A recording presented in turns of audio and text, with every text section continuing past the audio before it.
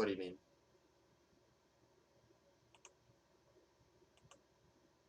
Oh, I know. Um, I did start streaming from my channel, which means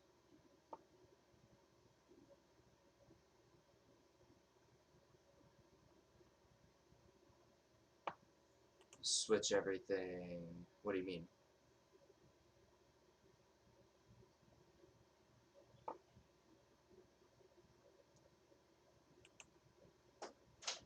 Okay. Okay. All right.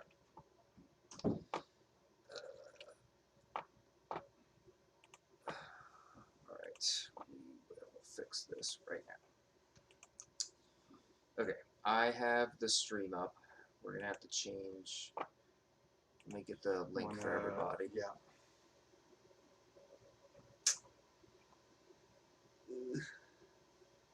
Where is it?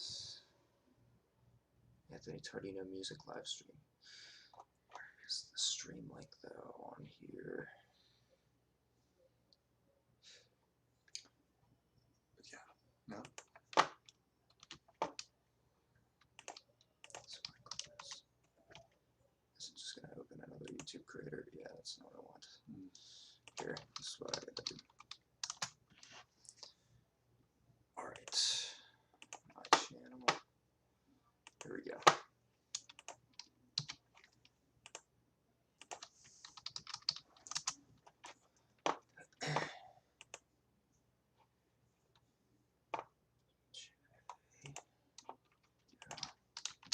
Boop.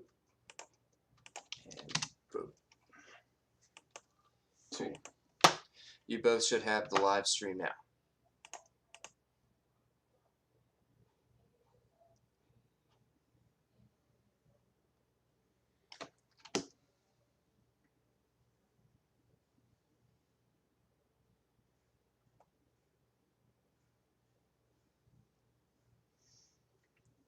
Cool. Alright. Jeff, are you still there, bud? Jeff. Oh, great. Oh, he turned off his, both of them. Okay. I'm sorry. It's okay, man. Hang How on. do you feel? What, I'm good. I'm happy to be here with you. When we get it rolling, we'll go. yeah. Okay. So.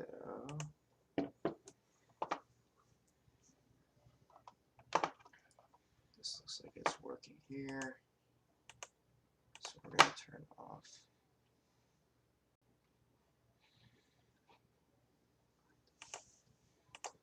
There we go.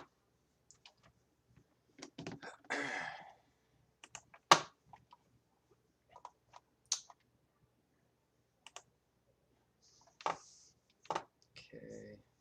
I'm going to stop recording then. We'll keep the stream. We'll just wait for Jeff. Hey, Cool. we're doing 8 o'clock instead. Let's let people know.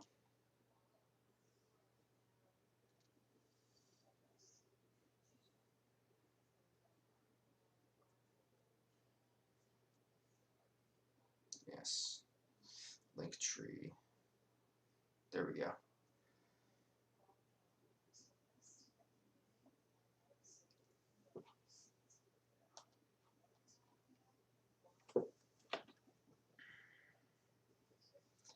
All right. Okay.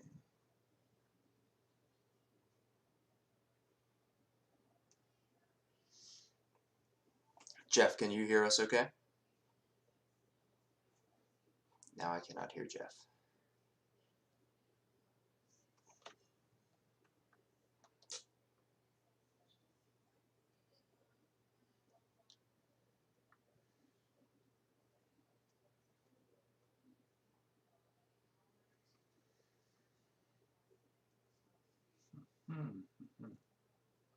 All right. Your channel. Here we go. Here's the live stream. I'm waiting for your family to join because they're here. I want them to actually be able to enjoy Really it. good benchmark. Let me ask. Yeah, I can hear you, buddy.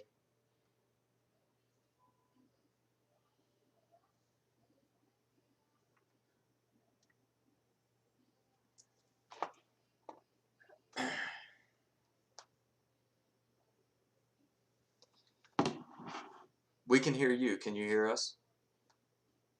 Okay, cool. Nice.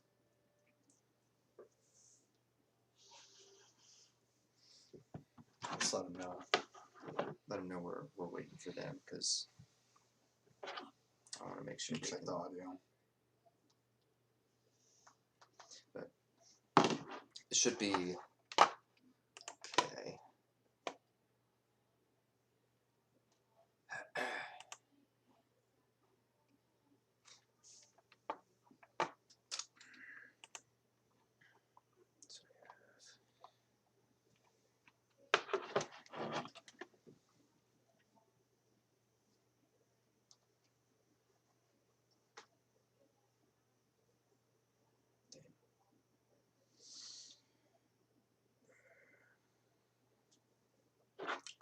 It's just how that stuff goes sometimes, man.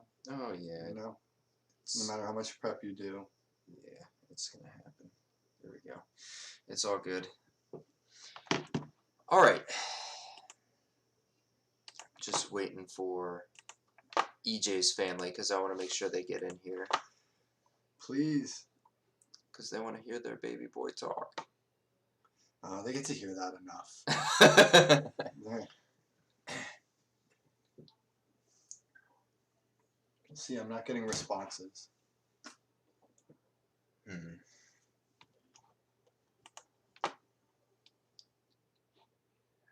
And you sent them the new link? I actually didn't directly. I told him I was in my Instagram bio, but I'll do that. Yeah, that might help them.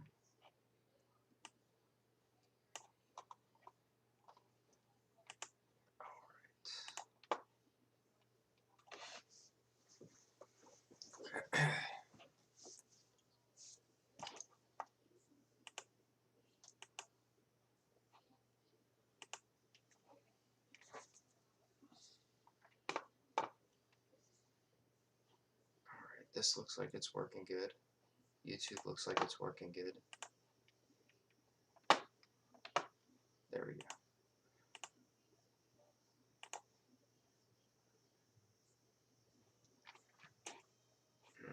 I don't want to hit refresh.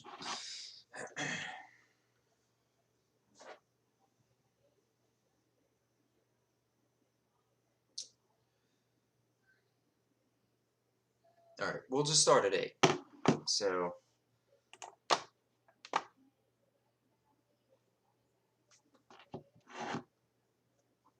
oh, I can fix this. There. That'll fix it. Cool. My mom and sister are gonna try and sign in. Just check the audio. Okay, cool. Cool. Yeah, and EJ and I have the chat up. It says we have 1 concurrent viewer, so that's probably them. Oh. It should be fixed now. It should be centered.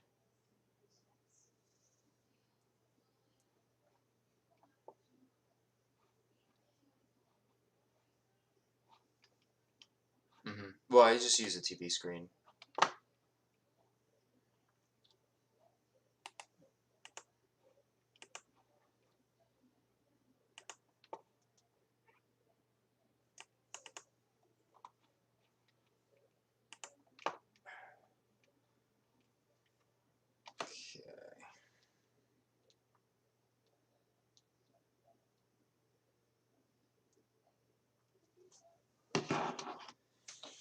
Okay. All right. Before a whole lot of people get in here, and I say whole lot of people loosely, but before people get in here, I will say good vibes will be had. It will all be okay. That's And right. we're gonna talk about music. It's gonna go up on YouTube as a complete video. We're good. So let's deep breaths. Technology. It's tough. Good energy, man. All right. Deep breaths. Here. Technology sucks. Let's do this. Okay. Last try. I see that we've got.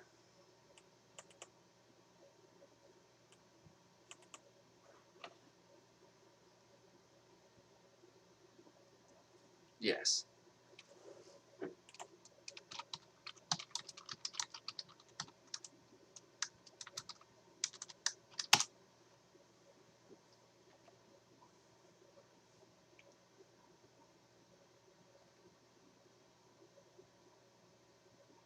Mm-hmm.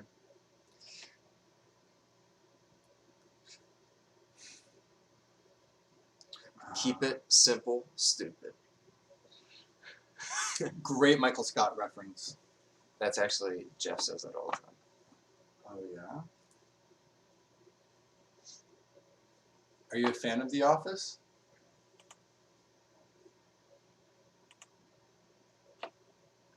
Nah. No. Nope. I'm not either.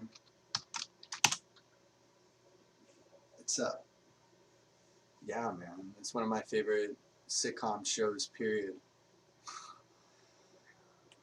Okay. Yeah, man. I really like that. Go ahead. No, go ahead. Keep talking. That It's Always Sunny. Probably like my top 2 comedy sitcom shows.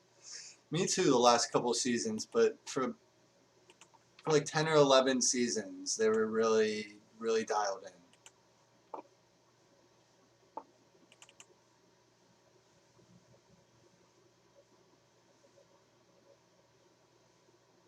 Yes. But it's in a similar vein that I personally am like losing interest in, if that makes sense. No, it totally makes sense. I think eventually they're kind of hammering the same sort of points, but from a little more PC about it. I just feel like comedy's really shifted in the last few years too, with what's maybe acceptable to joke about and commentate on in certain ways versus a few years ago.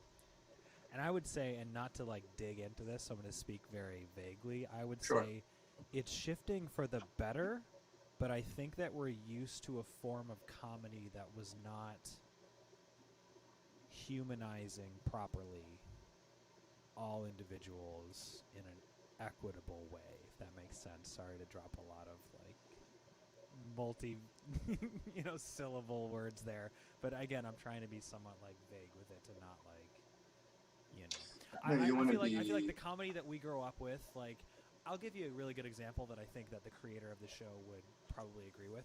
Chappelle's Show could not exist today, and it would not exist today if Chappelle, as the writer then, grew up older, matured more. If he were to try to rewrite it today, he would probably not do that. Totally. That's what I would wager, but that's me putting myself in like his head. But that's a show where I'd go back and I'd watch it, and I'm just like, oh, that can't happen. that is comedy for that specific time and never again. Like, it'll never happen ever again. Yeah, man. I mean, didn't he have one bit, the black KKK? One of my favorites. Remember, I it's think just I think that one's a timeless one, actually. yeah. I agree. Well, you can even see that in the early first like 2 or 3 seasons of The Office. Some of the things they did and commentated on, you're like, oh, they could not get away with that even now. And that we're talking 12 years ago, 11 years ago. Yeah. So I think of the scene where they do like the husband and wife swap. We got it. That's hell yeah. Nice. Yes. All right. Oh, we're good. Let's cut the chit chat. Audio is good. All I'm right. gonna do a quick summary. We were loving, and we spent a whole lot of time talking. And it is my fault that audio was not captured. We spent a whole lot of time talking about how thankful we were of the parents, of the adult figures in our lives, the teachers and whatnot that supported us, encouraged us, taught us, and gave us the space to feel like we could be allowed to sort of experiment with like music and to like try and create. And so we just spent a lot of time loving on those music teachers in the past, loving on our parents, and so my quick summary is not going to do any of that justice, but that is sort of like the bulk of like what everybody has missed. If I could, what we initially started with is EJ had made a comment, hey, my mom is in the chat. And I said, all right, that's a perfect segue because you told me your mom has taught you a little bit or a lot of it about singing. And he kind of went on a rant. So, EJ, I'm going to put you on the spot. And I want you to recreate what you said at least a little bit. Sure. Exactly the way you said it before. No, it's just I was really fortunate to grow up in a musical household. My mom was on a full ride singing scholarship to the college she attended. And that's where she met my dad, who's actually a part of a similar music program at the same university. So there's musical background from both parents. And my mom pursued music post college in forms of doing background vocals for some studio sessions, for some like famous artists in the Christian evangelical space. Mhm. Yeah, she's a music director. She really instilled the basics of theory and rhythm and how to control your voice a little bit more and to understand it as an instrument. So I definitely wasn't at a point in high school when I was living with her to where I could accept and ingest everything she was telling me. But now, a decade removed from that, a lot of the things she taught me and exercises she showed me early on, I utilize now just to improve my vocals. Can you So, name drop a little yeah. bit? Only because I kind of grew up, like, I would say I first got into audio engineering much sooner than I got into like actual music creation, and I learned that stuff mostly in like sort of like the Christian kind of music space, whether that be through like church or through like Christian artists like Skrillex, Jonah 33, Barlow Girl, like Oh, coming wow. through. Yeah, I ran lights for Barlow Girl, and I helped. I literally ran lights for Barlow Girl, like their entire set. They're like, "You want to do this?" And I was like, "Yeah, I don't know." It was like the ignorance of me that was like, "Yeah, do it." Then that part of me is like, "You don't know what you're doing." Nice, Yeah, so man. I'm Barlow I'm Girl was curious. like, I'm they had curious. some serious clout in the Christian artist Yeah, space for a couple years. they rocked. Like they really both Skrillex and Barlow Girl at that exact time. Like I went back and I re-listened to a lot of their stuff, and there is like one album for both of them that I personally feel like really holds up. Musically, lyrically, they were just like, we're existing in this space. This is what we're doing. We're not going to like try to, appease one way or another. They were just creating music like for themselves. That's like my personal opinion. But I'm curious to know, like, could you name drop any of the groups that your mom was a part of? Yeah, I'm trying to think back because we have to go back to like the late 80s and early 90s. So I think at that time, I'd have to ask her. But we're talking like pre Chris Tomlin even and like some Okay, all right. worship artists, but then Okay. um, kind of that contemporary Christian music Yeah. space. Yeah. Of All like the right. So early then 90s. I likely wouldn't. I wouldn't know then. Okay. All right. Yeah.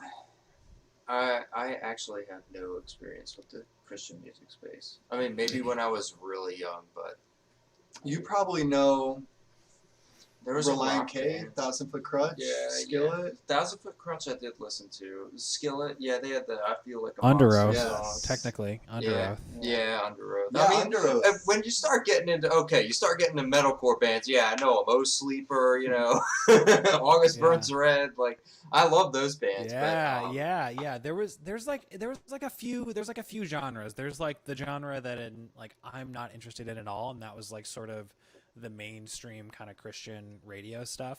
Right. Had zero interest back then. I recognized it as just like really corny, really just like cheesy, and just like really generic stuff. Like it didn't ever feel kind of like new. And then you had people that like kind of wanted to toe the line, and I felt like Reliant K did that a little bit for like a couple albums. But then like you had bands like Under Oath, and I'm not saying they're the only band. It's just a good example, and I think August Burns Red probably also falls in the same category, or my description of like they're like yo, we have our religion, but like we're here to make music, and we don't care if we like make a couple swears, you know? Yeah, yeah. We're okay with that. And I was like, yeah, that seems, as an impressionable like 16, 15-year old, I was like, yeah, that seems right. That seems like Yeah. that seems very reasonable. Like your music is really good and objectively better than the rest of those other people that want to not make any swears. And I don't know.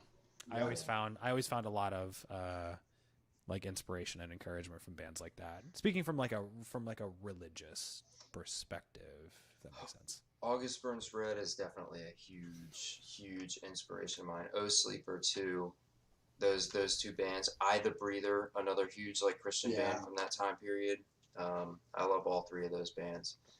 Um, Kind of get back on topic with EJ. With these streams, this is our third that Jeff and I have done, and we Somehow the clunkiest. yeah somehow the clunkiest. It doesn't matter, but I'd like to say we can introduce ourselves here in a bit, but I do. EJ is my feature here. He's my special guest. He's the beautiful voice behind Rejuvenate. Even if we're just speaking to his family right now, I want to hear the origins. I want to know the origin story of EJ, the superhero vocalist. Oh man. Well, it started long ago, and no, there's no serious origin story. I can't even BS one to you right Damn, now. man. All right.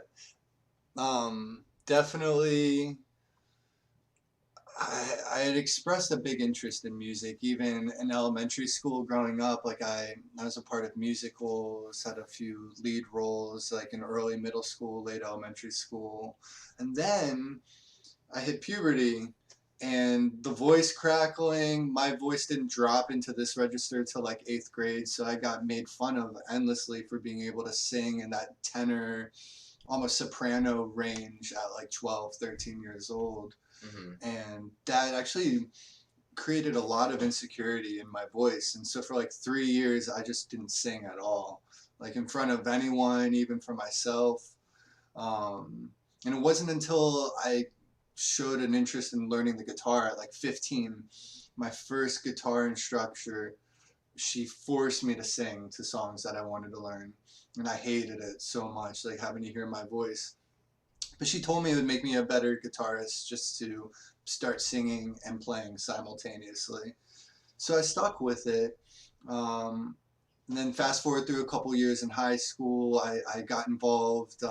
I grew up like within the church. So definitely worship music, contemporary worship music was like my first footing into playing in a band setting.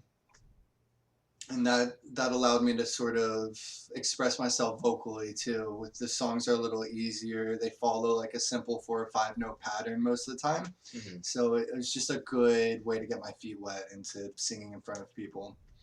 Yeah. Then fast forward from there, I fell in love with like pop punk and alternative music in high school. And so like as soon as I met a few guys who were into the same thing and wanted to create that sound, like senior year of high school, that's exactly like what we did. So we wrote some really shitty songs, some songs I'm still proud of.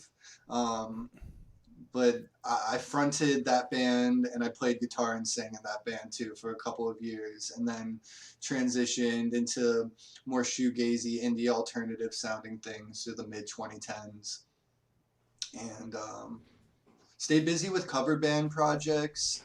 The last couple of years, I had been singing in a couple different cover bands, and that helped tremendously expand my range and get more comfortable just because I was singing so much all the time.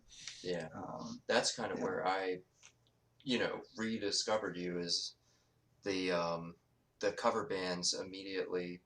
Like I realized, like, oh man, this guy's like super talented, and that's what initially when I was creating this idea of like, okay, I'm gonna come out with an album, was that was yeah. I had heard you sing like a wide range of styles, so like, okay, maybe he can do a song on this thing, and like it will be really cool, and It so happens, yes. Dude, yeah, and Spoiler I'm alert. so honored turned and out thrilled very and glad cool. that you asked me, because when you initially did, my first thought was like, no fucking way am I going to be able to sing to one of these tracks. Because, like, I loved what you were doing and creating, but I never branched out into.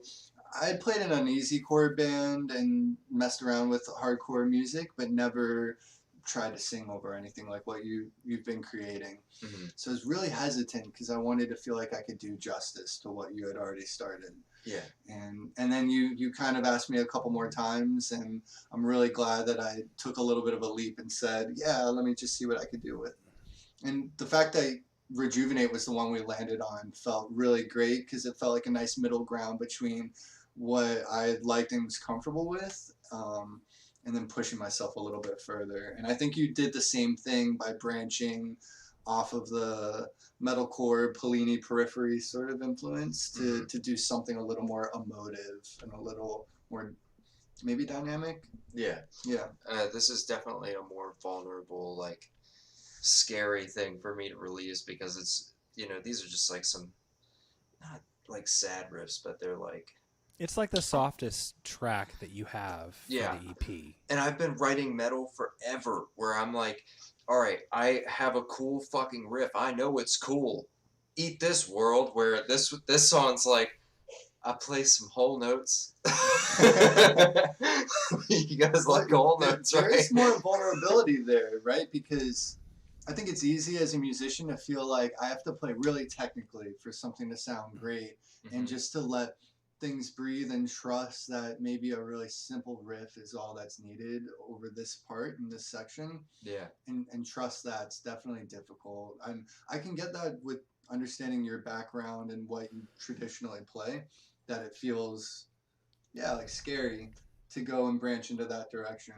Yeah, there's a part of me that really wanted to take this song in a direction of like almost like a rocket ship, where it starts really slow and then like finally gets into like the other stuff that I do. But I was like, no, like this has to stay calm and like a lullaby, like the entire thing. That's the only way it's going to exist this way. So that was kind of my mindset with this song. Instead of, I was really thinking about transforming it into like, it's going to become metalcore by the end. And I was like, no, that's the wrong way to do it. Let's just make it a lullaby the whole way through. And that's why I think your voice really lends itself to that, because you have like a really beautiful, like sparkly kind of voice too.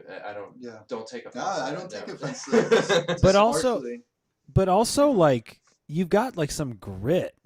Like in the last time in the song, when you say rejuvenate to sort of end the lyrical part of the song, like there was very little like overdrive or harmonic distortion that I added. I don't think I added like any at all.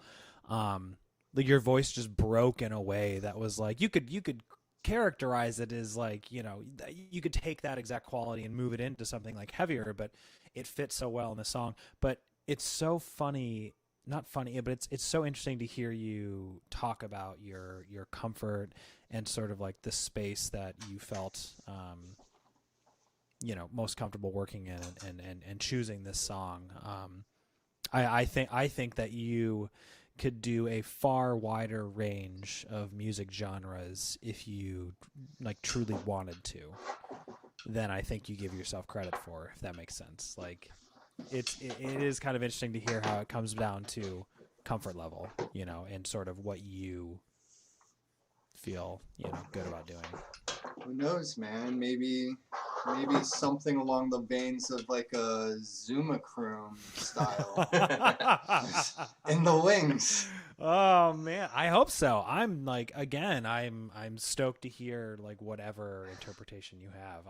I really, really am. And Anthony told me like 2.5-3 weeks before, I think you told me, and I'm just sitting here just like, cool. Yeah. Any day now, right? Well, there's stuff that I think not to like push you, but he mentioned that, and I was like, yes, like EJ. I heard some of it tonight. Oh God! Before this, come on. It's so so unfair. It's so unfair. Why do you get to hear my stuff? Because it's my guitar solo. No, I'm kidding. We have to send him some sort of a track, you know? It's literally just through the first maybe like 40 seconds. Send whatever you feel is ready to send. I will wait. I will wait patiently for whenever you feel happy about what you've put down. And that's what I expect. I expect to hear something that you feel like happy with. And that's what I'm very excited about. I think you affirm that. Well, I want to get your opinion because it's most important, Jeff, for sure, because it's your music and your piece. But I think you kind of affirmed that I was unsure, and I feel like the direction's going into the right place. Yeah, I mean EJ's just got like that really. There's an emotion factor that he has that's really great, and what I heard tonight, it hit that same level that I really like about your voice and about your songwriting. Well, if it's anything like Rejuvenate, which we should probably listen to very soon, that would be a privilege of any aspiring music producer and songwriter. Anthony, is there any other kind of preface you want to lend to the song before we listen to it?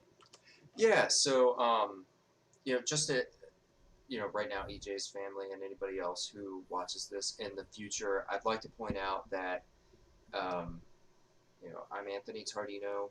I have a project called Adventures. It's an album that I'm working on. Every song has a new singer, and I write and record the music almost completely by myself, and then I incorporate like guest artists like EJ into it, and together we kind of like push the song over the home stretch. And Jeff has a huge part with that too, where he kind of takes on the producer role and helps me as well push it over that by like criticizing the drums, and then finally he'll step into the mixing and mastering when the song's near completion, and he'll go ahead and make it sound great, make the recordings that I've done sound way better than I ever could. So that's just kind of the quick and short version of the Adventures project. And then I say that's a good point to go into the live listen, where we get to listen to the song with you guys. Okay. All right, so I'm going to share my audio because I have to do that as well. Yeah. All right, and please chat, let us know that the audio sounds good or bad. And I will adjust the volume accordingly.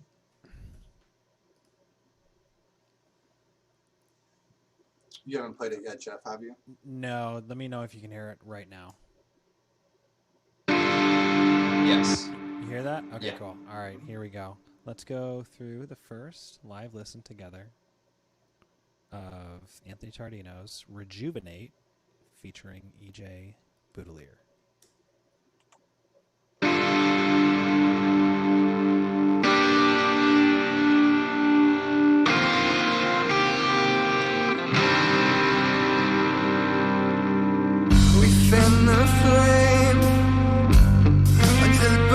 Out our rise, blinded to the light. We swam too deep. I never gave you an anchor to keep yourself from me. I'm hypnotized by feelings that no longer exist. I'm lying through my teeth and turning my back on this. I've been too selfish to realize the pain I've created.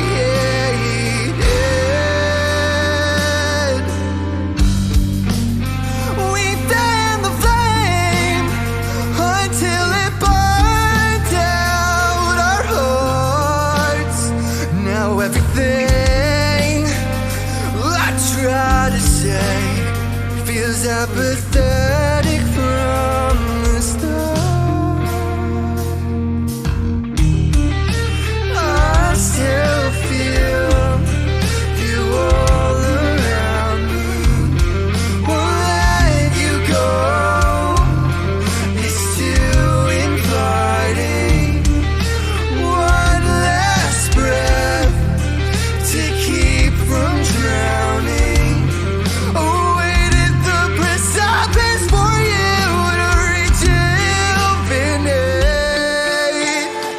contextualizing that I'm never alone with my thoughts. 'Cause you've made your home here, you dwell within the darkest parts.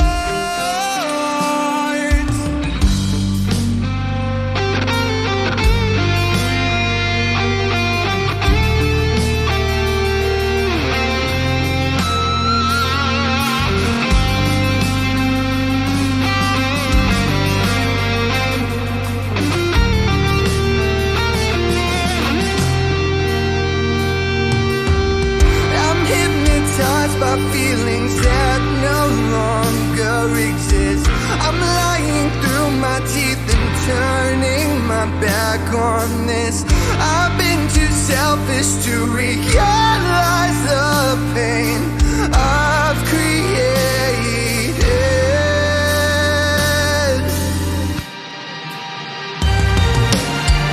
I'm hypnotized by feelings that no longer exist. You're learning to rebuild a life you never wanted. You're still decaying on the inside, desperately wishing for you to rejuvenate.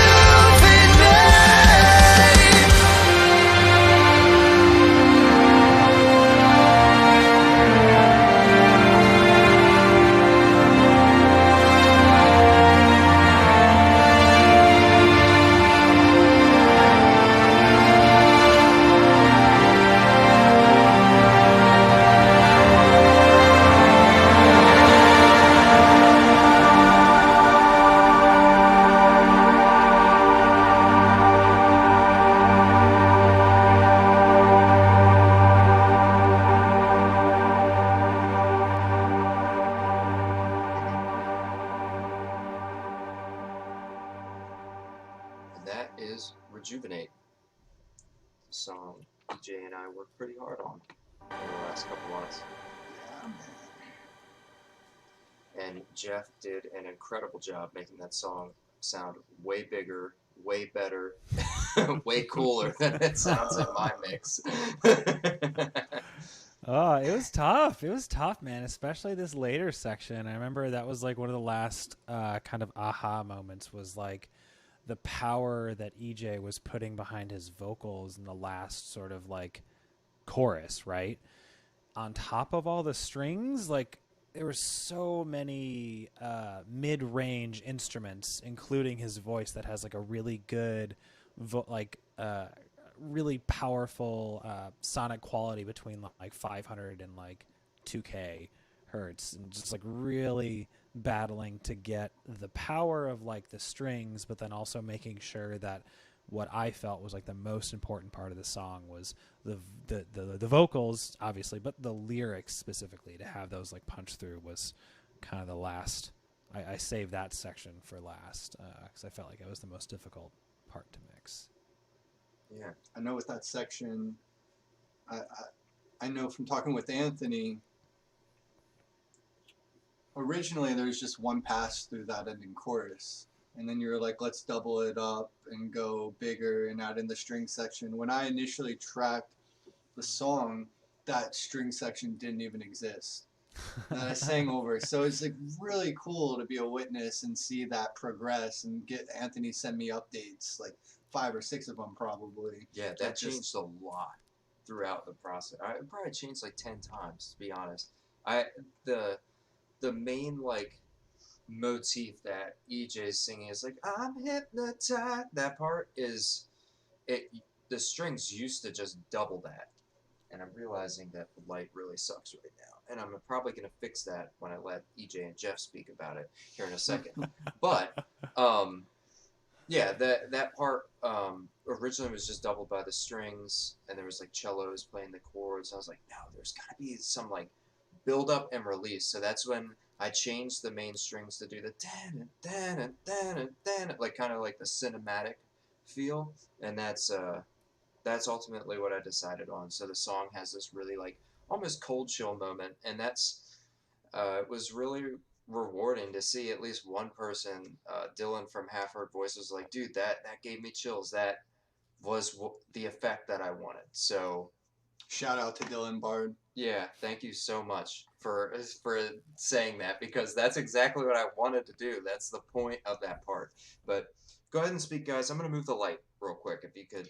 I was actually curious, Jeff, about that ending piece. The one thing I noticed that changed a lot from when I tracked my vocals to when I got an updated version from Anthony back was just the drums really drove the ending a lot more in a way that they hadn't in the original version. So I'm curious if that was you or Anthony or a hybrid effort on the drums. You know, I think Anthony, I think that section, I mean, I think all of this stuff, I feel like I had the least amount of creative input on this, not because of Anthony being willing or unwilling. It was just like there was like we have a collaborative process where he has allowed me to pitch him different ideas to maybe add like a little thing to a song. Like for this one, I added like, 4 different tiny little ambient layers here. It's really like not doing a whole lot, but just trying to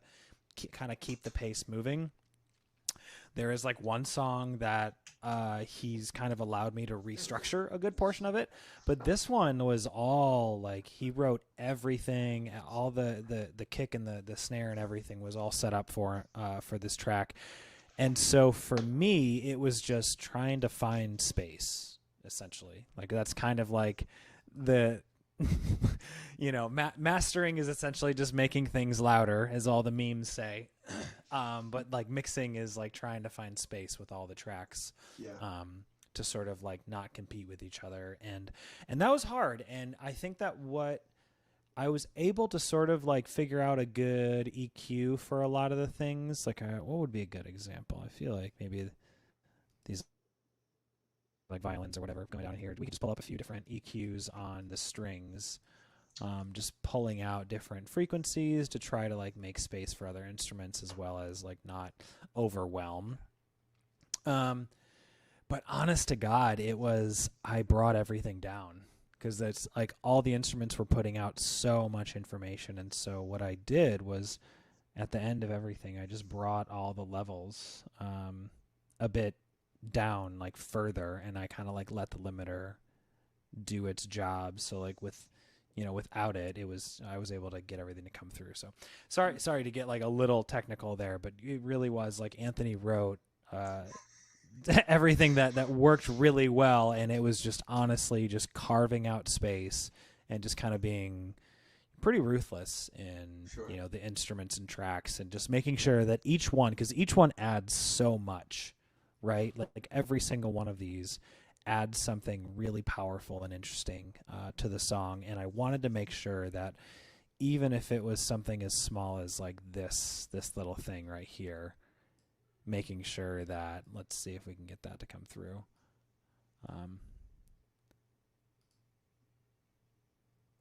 Just something as small as that. And that's just like the little things that Anthony put into this song to add to this sort of like emotional pull, and just making sure that all came through.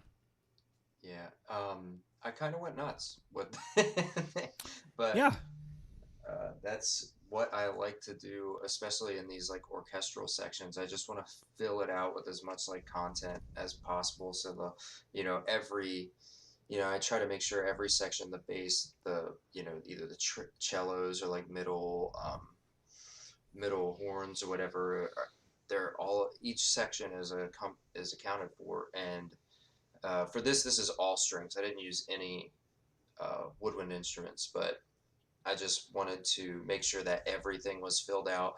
I reinforced EJ's vocals with a set of violins, and also had like another set of lead violins. Like there's a lot going on at this last section. There's a lead guitar that reinforces EJ's vocals as well. That I was like, right before, I think the final version, like the version right before that, I was like, can we just get a little bit more of that guitar? And it's like, it's there. If you're listening for it, you can hear it. Yeah, I think that was this section right here, right? I think it's called like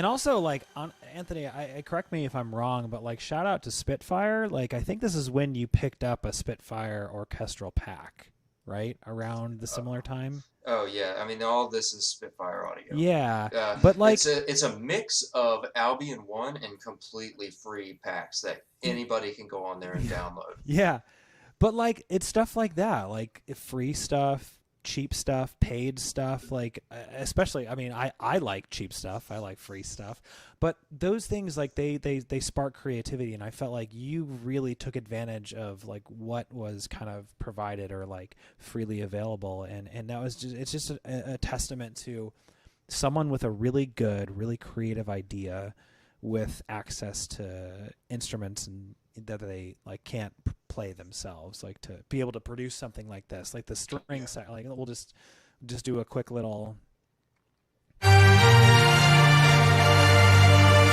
that's so cool.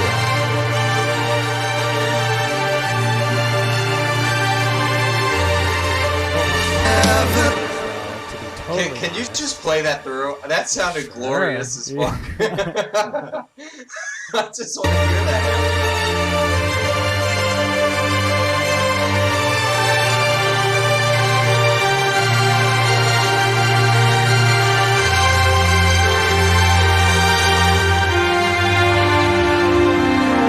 This is my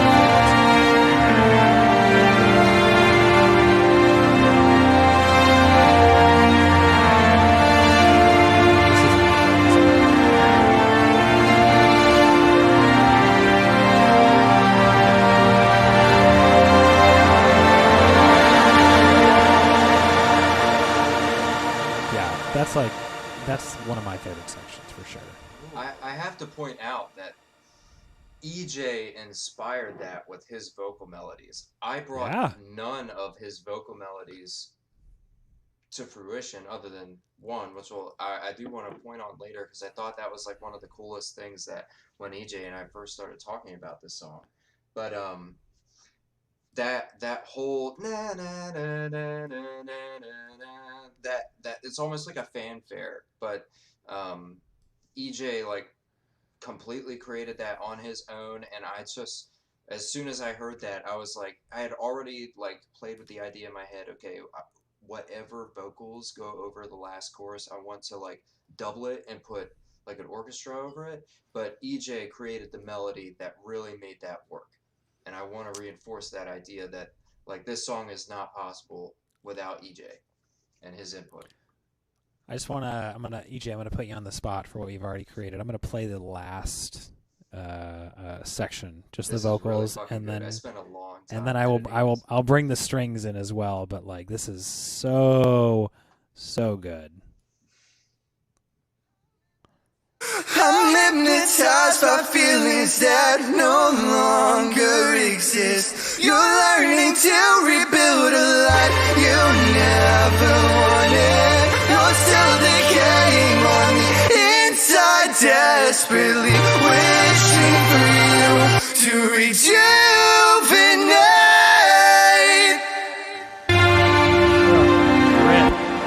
The grit. Love the grit on that last part. Shout out The Dangerous Summer from Baltimore, Maryland. If you're familiar with them, they're big. They were signed to Hopeless Records in the early 2010s, and their vocalist is a bassist with the same vocal range as mine, and he would emit most of his emotion in his top range by just letting his voice break up in that same way. He's like the first guy I heard kind of do it like that. I'm blanking on his name. You kind of did like a false chord there, right? Like that wasn't like adding Fry in. Like that was truly false chord. Yes. Yeah. Yeah, Would it be Fry? Because your voice, you're pushing it past. Because a false chord would be like. Well, false chords are typically low. Yeah, exactly. So what you're thinking, but false chord, the nature of the false chord is mostly utilizing the actual vocal cord, which is why it's so strenuous. Mm-hmm. Whereas like the vocal fry is much quieter in nature and using some other rasp. But I don't know, EJ, maybe you could help clarify that. The fry, from my understanding, it kind of comes almost from the back part of your your head and throat, where you're just frying out those vocal cords. Okay, yeah, and so that's where I almost do think of it as that false chord, because I'm trying to jump up to and hold on to a note and just allowing. It's not so much coming from like the back part of my vocal cords frying. Yeah. It's just almost like a head voice in the front part of my head, just allowing the breakup to come from there more. I honestly don't fry really hardly ever intentionally. Pushing yourself like past your range and it's overpowering your vocal cords. Is it? Yeah. Mhm. Yeah. Mhm. That's like the point of breakup in my voice. I could go a little higher, but the tone shifts a lot for me in my voice when I get up in here into the top part of my head. So without making that tonal shift, that's pretty much what I was going for. Yeah, just allowing that breakup to happen and pushing into it more. It's very like Corey Taylor-esque. Like if we want to talk about somebody who's like mastered the false chord and just the clean breakup. Like that's like when I first heard that.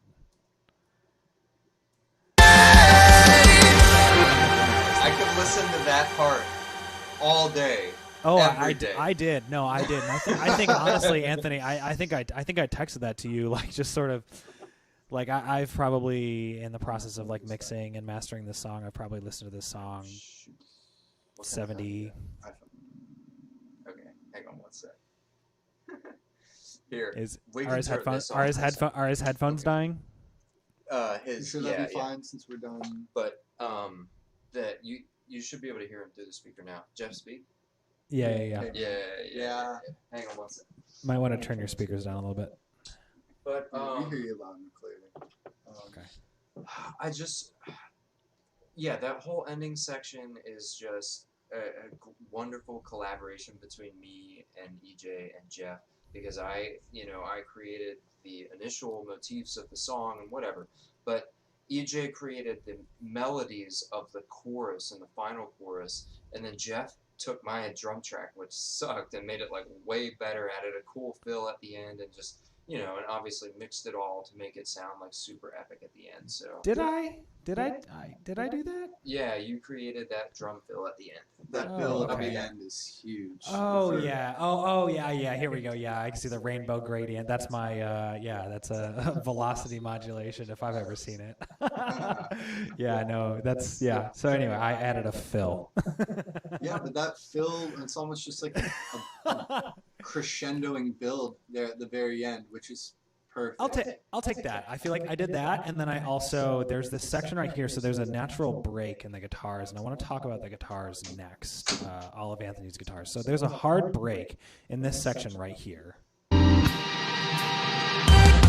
so you can hear the drums, right? Just a little hi-hat like chick, and I just felt like there was so much energy that was built and energy about to come so I pitched him this idea of just adding like just a little.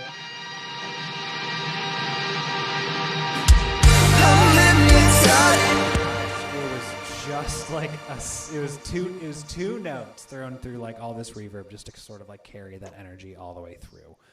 And I would say that's all the creative input I had on this song. One of the things that I really love most about this track is just how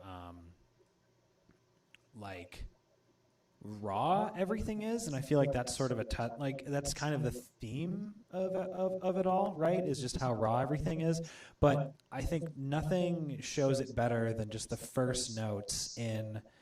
I think, Anthony, you were using like a split coil setting because it wasn't like fully humbucking all of the electrical signal, and so we got like a little kind of distortion from the electrical signal, but I love what it adds to it. It's like right here in the intro. I'll just play it.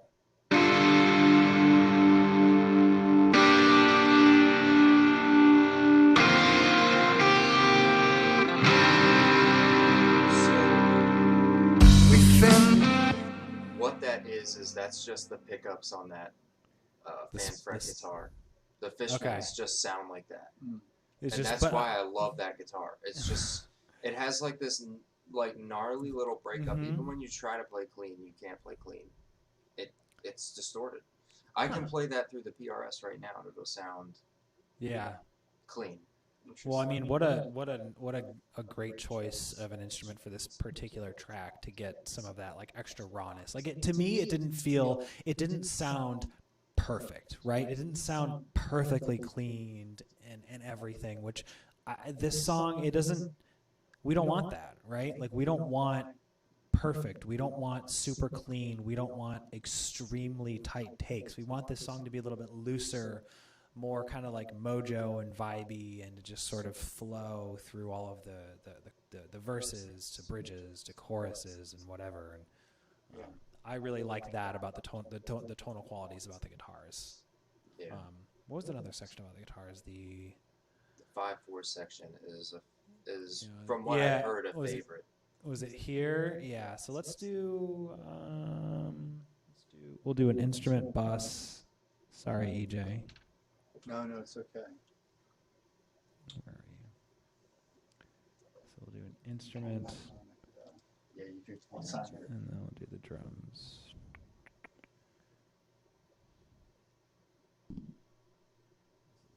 It's right next to it. Okay, cool. So we'll just do.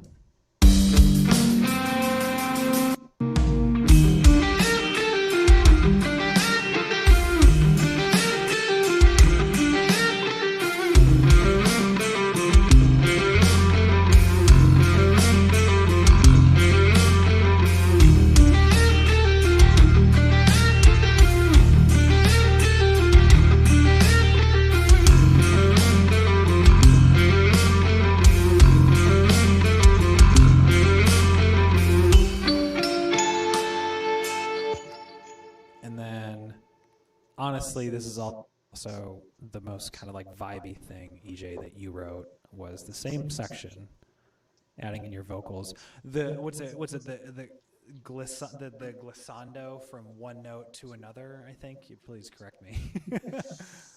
I still feel. Going from I still feel. I almost thought is that referred to? Man, my mom's gonna. You're about at to me. be Yeah. Hey, about yell this. at us in the chat. Yell at us in the chat. A diphthong, I think, is the term where you go from that half step below and then scoop up. It's almost like a crutch vocally. It doesn't have to be. That might not have been, but I do utilize that regularly in this track. Yes, I'm referring from the I still feel, going from the right. That's I really love. I felt like that was super tasteful. I still feel. That's just a really. That's like less a product of intentionally going for that, and more so just allowing. When I do try to track anything, I try to tap into like whatever emotions are coming out and whatever I was thinking when I wrote out the lyrics or the melody, and tap into that for the recording process. So that's almost just more of a factor of just the emotion spilling out a little bit in the recording process, and allows it to scoop and then come back up onto the note. That shout out to my mom. Just it's okay. It's okay to fall off pitch. That's where vibrato comes in, or to climb back into it. Sometimes that sounds even better than being perfectly on the note for the entire beat or whatever it is you're holding it for. I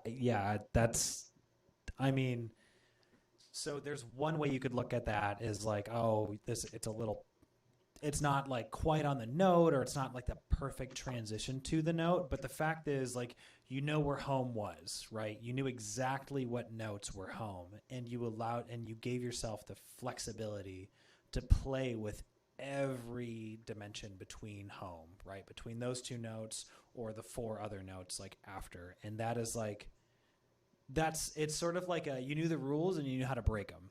Right, you knew the rules well enough. You knew when to break them, and that's like a testament to yourself as a vocalist. Thanks, man. Yeah. You mentioned it, and feel free to share as much or as little as possible. But this track is definitely a very emotional track. I don't know if you want to talk about the sort of background behind it. If you want to open that curtain, you're very free to not.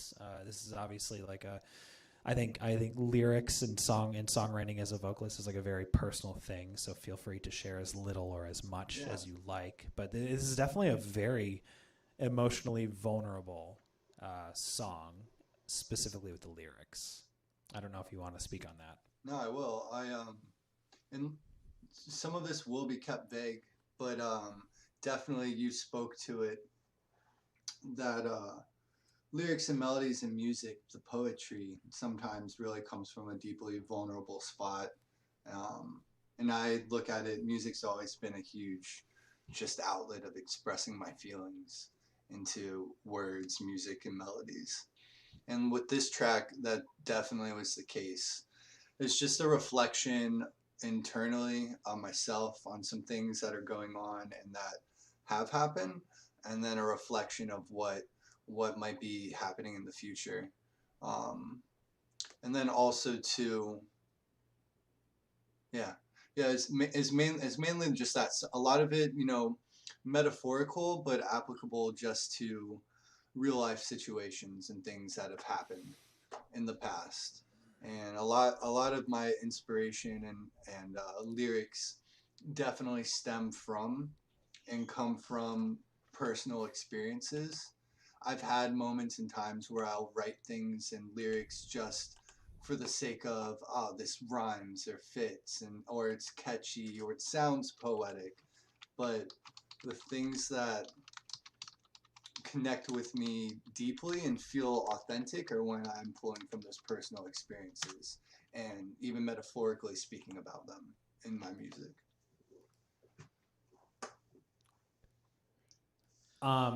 Can you, so let's just chat a little bit more, not so much about the actual like Logic session itself, more so the actual like music. Anthony mentioned that you like hopped over to his place to track the vocals and just kind of showed up and you came out swinging. And Anthony was like, he sounded like he was a little bit shocked in that he didn't know exactly what idea you had, and you were like, I have a fully fleshed out idea, I want to track it. Can you kind of talk about the recording and tracking process, like what led up to it and how that whole process went? Yeah, the process was crazy because like Anthony had shown me, I think 6-7 months back at this point, probably was when you first showed me your concept for Rejuvenate. Mm-hmm. And It was probably like a minute at that point. it was a couple minutes. I think it was like almost fleshed out to the extent it was when I got in here to record it with you. But yeah, I listened to it. I really felt like I wasn't in a spot to do what he had already created justice. So I kind of sat on it and told him, like if you're still going to be looking for people, like I'm interested. I don't know when I'd get around to maybe writing over someone else's music, because that was a new experience for me. I've always written over stuff that I've written myself. And so it felt like a very vulnerable thing to do, to put myself out there and write over someone else's music, because I know how personal what I write is to me. So I just wanted more than anything to make sure he was going to like it a lot. And then he approached me a few months later again. I think that's how that happened, right? You're like, hey, like, would you still be interested in doing a song? And I told him Rejuvenate was the one. He's like, okay, perfect. Yeah, like, I thought about working with someone else. That's probably not going to work out. So, like, feel free to give it a stab of what you have. And I got through a couple sections, I'd call them, like a verse, and then the section right before the 5/4, I still feel you all around me part. Pretty quickly. I think the melody concepts and the lyrics came to me pretty quickly. And so I told Anthony, I'm like, hey, like I've got some stuff going. Let's book a recording session. And I think like we agreed to meet up like in about a week at his place and lay down things. And it was the day before I was supposed to see you. I hadn't written anything further. I just got massive writer's block. I tried and just nothing felt real. It felt contrived or just not what the song needed. So like the night before I was supposed to see him, I was just listening to that piece on repeat, and the 5/4 section came to me like finally. It felt like I was able to write a melody that felt hooky over that because I rarely write in alternative time signatures. So that was a new experience for me too, and it's so much fun to push myself into that direction. And then as soon as the 5/4 section was fleshed out, everything else came like immediately. And then the next day I showed up here. I was so nervous to sing it for Anthony. Like I remember just like sitting right here in this chair where I'm at now. He's like, well, why don't you just start singing and let me know what you have? And like my heart came like right up into my throat. I'm just like, okay, all right. I really hope he just doesn't hate it. And I told him like, dude, if you hate it, just stop me at any point. Like I'm open to changing some things. And internally, I'm like, please God, let him not hate this because I don't know what I'm gonna do if he's like, dude, we need to go a totally different direction. And go ahead. Just to kind of share my, the other side of that. I thought EJ was coming over for a writing session. Oh, I didn't know. seriously? He's like, dude, I've got like the whole song I've written got and it. it's amazing. So like for me, I'm like, all right, let's sit down. Do you have any lyrics? Oh yeah, I got lyrics. Okay, cool. All right. Do you got like actual vocal lines? And he's like, yeah. I'm like, all right, you want to sing it for me? And I hit play, and he sings like literally what you hear in the song, and I was like, hold on, like, wait. I thought we were writing. He's like, I yeah, have no idea. we're writing this song. Yeah, hit record, bitch. Like, I'm sorry. Now I feel like I just boxed you out of your own creative writing no, process. I was happy. I didn't have to do anything. That's like Anthony listening to some ideas. Like we had a writing session over the weekend, and he was like, of all the ideas, and I was like, hey, here's a whole bunch of like quarter baked ideas I've had, and he was just like, let's go with this techno one, and I was like, really? Which, by the way, sounds freaking awesome, man. Oh, that's so kind. Like I'm psyched on it. Anthony sent me some ideas as you guys were jamming, and then we were jamming some more of it today. And yeah, dude, I love it. Ooh. You guys have some fire cooking for sure. Yeah, You I got think some so. stuff going on. But like, so talk more about how like you came with one idea and Anthony was kind of surprised. Yeah. Dude, I was dumbfounded. Dude. I wasn't just surprised. I was like, because I literally thought EJ was just coming over, like he had some cool like melody ideas and like, all right, we're gonna flesh this out. But he had like a great, like fully fleshed out idea already. The only thing that we didn't record that day was the music box section. Right. And Post then 5/4. we tried to record the final chorus, and then you changed like just 2 notes of the melody. Yeah. The next time you came over, we recorded the song in like 3 sessions. It was so easy. Yeah. Yeah. And I definitely, maybe 2 sessions dedicated to melodies and then 1 for harmonies, I think is how that played out. Mm-hmm. Yeah, I think the one thing that, no, it didn't shift. I got really inspired on, I guess you could call it the second verse, to follow Anthony's guitar solo melody with my vocals. So I think that might have even been the catalyst the day before I came to see you of what just helped me finish the song. It was just, I really loved the notes and the rhythm that he chose for those first 3 bars of his solo. So I just wanted to tie those 2 things together and give the listener something that sounded familiar. That they're going to hear that same melody with my vocals earlier on in the song, and then Anthony comes back with a reprise of it almost with his solo. This song doesn't, aside from the chorus repeating a little bit at the very end, every section's different. So it just felt nice to give almost a little bit of a pop feel in that sense of just something that would stick in the consumer's mind. Yeah, that was one of the first things that you sang for me, as I remember I was playing that part and you were like, actually, for this section, I kind of want to follow your guitar solo. And immediately I was like, yes, please do that. That's really good songwriting. So that was that melody is really cool. That you took the inspiration of the da da da da da da. Oh, it's a great riff. Na, Man. na, na, na, Yeah. na, and that's the second verse too. So that's just cool songwriting and like You fan the flames. yeah, uh-huh. Yeah, exactly. We both really like that line. It's a real earworm. This song, specifically like vocally. Yeah. Cool. Yeah, I think at the end of the day, I want it to be left metaphorical and vague enough that whoever's listening to it can interpret it with how they want and relate it to. I think it's open enough to where 30 different people could listen to it and come away with it feeling like it means something different. And that's, for me, what I listen for is I'm very driven by lyricism and the songwriting mentality behind like the bands I really like. So if the lyrics are left kind of open enough to like my interpretation and to apply maybe to a situation I'm going through, because I'm very emotionally driven in my music, then that's what I gravitate towards. So I just really enjoy trying to emote that same kind of feel and experience through whatever I'm writing. And that's, I think, between what Anthony already created was a really good space to let a lot of emotion come through with the melodies. Helped a lot.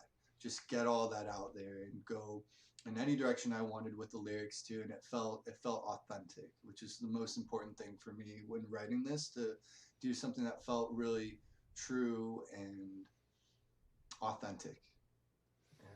Yeah, I think the emotional like vulnerability and the sort of like introspection and reflection and sort of encapsulation of whatever is going on in your life was like really apparent for this. And I know that I've never really written much like that. Like there is a track that I did recently where I very much wrote it emotionally.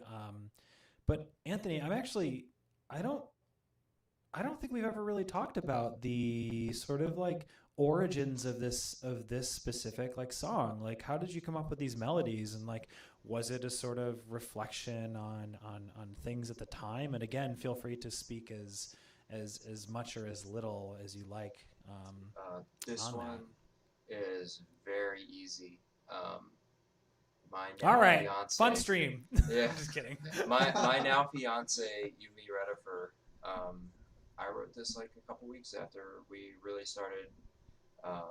Like we met each other, and maybe like 2 or 3 weeks after that, I wrote this song, and I shared it with her, and it's just kind of the energy that I was feeling at the time. Like kind of falling in love. And for me, when I play this song, when I think about this song, I envision like a dark, smoky kind of like dive bar, like meeting somebody there. But this song's gonna give anybody, you know, in some ways it's like a mirror. What you're feeling at the time is going to reflect it.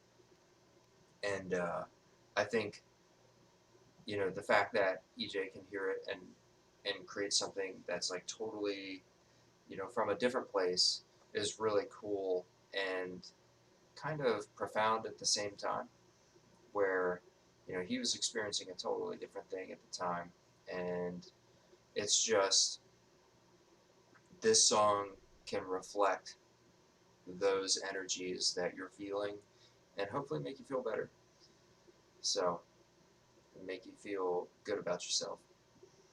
But all of my songs are written from a place where I'm typically going through whatever they sound like. So for Concrete Nosedive,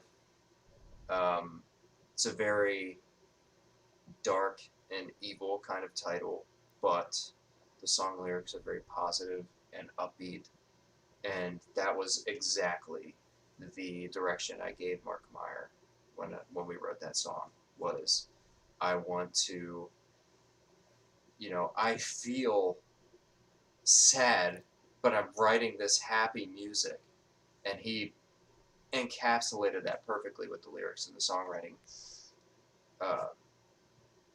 The World of Ruin was a very dark and I thought it terrible. was pretty light. Yeah, Kind of felt like a lullaby. a dark and terrible time in my life, and that song reflects that. And same thing with this song. You know, for me, it reflects a happy and personable time. And I think for whatever you're experiencing at the time, Rejuvenate's going to be a very close to home. And no matter what it is, it's just going to hit that way. It's cool that you chose the title Rejuvenate, and hearing you talk about the origins of it for yourself, and how I can just hear, like, there's a clear difference and distinction from, like, your interpretation of that word. Even you're feeling, I'm assuming, but you're feeling rejuvenated just by this new relationship and something fresh. Yeah. And very inspiring. And I was kind of coming at it more from the angle of a little bit of an acceptance, and also a reluctance of acceptance of grief for things happening in my life. And through the reluctance of accepting that, like, kind of wishing for maybe things to change and be rejuvenated back to where they were, in a sense. And it's just totally different. Like you said, like, that does speak to how emotive this song is, to where people can come from two totally different spots and interpret the song kind of totally differently while still holding that key concept. There's still like a through line. Yeah. Yeah. Yeah, The absolutely. phantom thread. Yeah. It's Nice. it's not a plug. It is just a very appropriate term, and we Yes. co-opted that for what we did. I did want to say one more thing about Please. just the insight and the psychology behind Rejuvenate. You said something interesting there about, you know, how I felt rejuvenated, but this song not only rejuvenated me, but I'm pushed into a new direction. And for that, I will commend Yumi and pushing me further as a person, and allowing me to branch out in ways that I didn't know that I could. So, you know, love Yeah, you, Yumi man. Redifer. Thank you. It Yumi takes does great feel photos. like a very hopeful and inspiring track, even if it dips into sort of like really emotionally, like really tugging on the heartstrings. You know, I love that about music. I love that about this track. Is it very much kind of opens the window a little bit, gives a little bit of a glimpse of, you know, something like a little bit into the soul of EJ, a little bit into the soul of Anthony, but also just the broader story of it is like, regardless of what is sort of like going on, to me the track ends on it ends on a hopeful note, but not so much on the note of like, and everything's gonna be better. It's like, I really hope everything's gonna be better, and I'm not sure. And I think that uncertainty in life is very real, you know, because if we're all totally honest, we really don't know what the next day is ever going to truly look like. We hope for the best, and we just sort of like try to do our best to make sure that the next day looks like how we kind of want it to. But it's okay if it doesn't. And I think that there's a lot of positive inspiration to be had from a song like this that, you know, Yeah. That's well put. should Well we, said, indeed. given all the insight that we have into the track, should we do one last listen to it? Yeah. Yeah, why not? Yeah. Okay. Let's not screen share. Let's just have it on our faces. You good with that? I hope I can do that. I don't know about the song, the audio routing. It'll probably work if I don't screen share, right? Yeah, I think so. Because I you're hope so. audio sharing. Hit the play button real quick.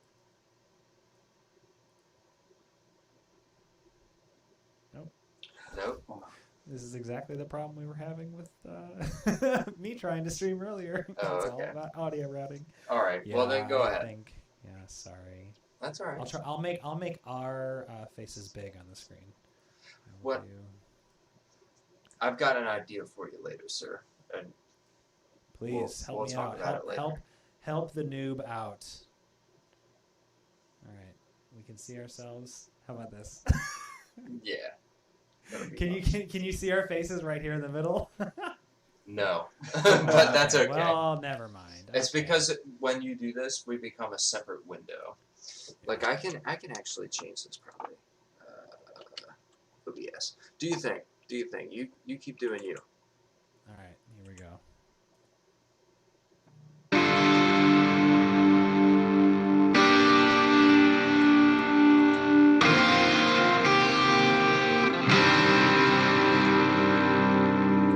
We fan the flame until it burns out our eyes, blinded to the light. We swim too deep. I never gave you an anchor to keep yourself from me. I'm hypnotized by feelings that no longer exist. I'm lying through my teeth and turning my back on this. I've been too selfish to realize the pain I've created.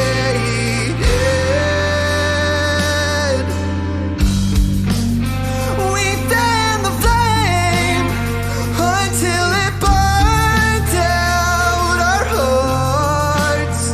Now everything I try to say feels apathetic from the start. I still feel you all around me. Won't let you go. It's too inviting. One last breath to keep from drowning. Awaited the precipice for you to rejuvenate. Contextualizing that I'm never alone with my thoughts. 'Cause you made your home here, you dwell within the darkest parts.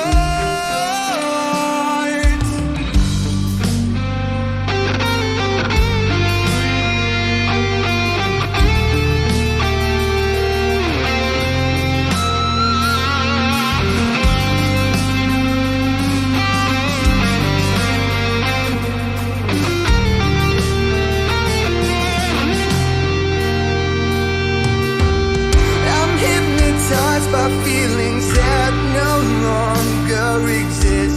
I'm lying through my teeth and turning my back on this. I've been too selfish to realize the pain I've created.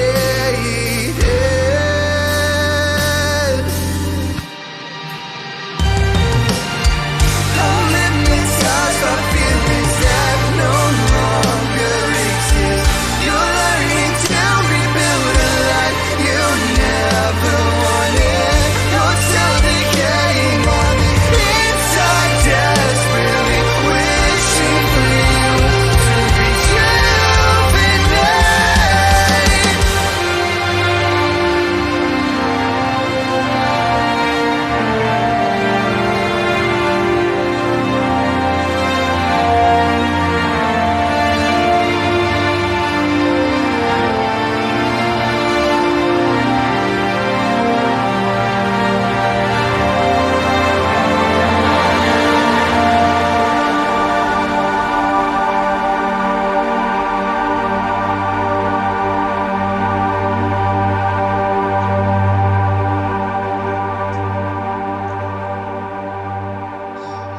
So, with that, I want to go ahead and let's say, thank you anybody who watched this towards the end or whatever. Yeah. And also, I want to say thank you to EJ and Jeff for struggling through, about an hour of technical difficulties, but ultimately we did it. We talked about the song, and I love both of you guys. I think both of you know that, and thank you for collaborating with me on this project and this song, and whatever else we do next. It's all so important to me, and Yeah, man, music's therapy, and being able to be on this track with you is huge for me personally. And through this, I've gotten to meet Jeff, and now we've got a relationship, and I hope that blossoms further and more stuff happens from that, man. Especially now that I know where you're at in DC, I'm gonna have to come pay you a visit sometime soon. I work down there like Please. twice a week, so one day we'll make it Yeah. happen. Yeah, Oh, I yeah, love that. man. Yeah, no, this is really has been a privilege, and as I've told Anthony, like I've committed to helping him see his project to fruition because I enjoy it and I believe in what he's doing, and every new track is something really enjoyable, and I am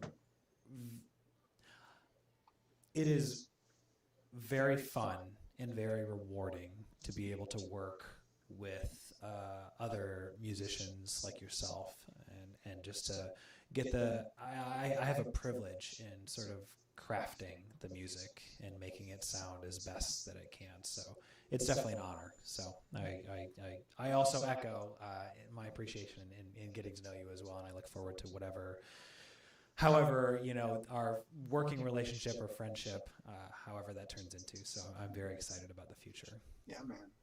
Yeah. Cool. And that's what it's all about, ladies and gentlemen. It's all about just meeting friends and making something really fucking cool together. So Yeah, dude. all Yeah. right. Thanks for this. Thank you, man. Seriously. Yeah. You brought this music to life with me, and I couldn't thank you both enough. So thank you. And I think that's a good point to call it. Have a good night. Yeah. Cool. All right. Have a good night, guys. Later, Jeff. Later, y'all.